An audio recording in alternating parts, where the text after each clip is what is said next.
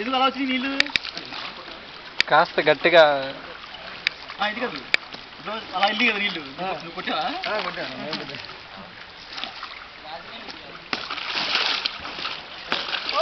అరే అందరూ ఇట్లా తిరగండి బే. వాటర్ బారేగా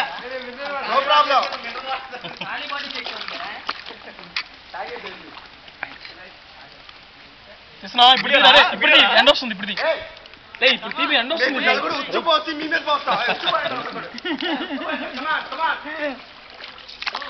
నాకు లైట్ గా స్విమ్మింగ్ వచ్చి దూకేస్తా నీ ఇష్టం.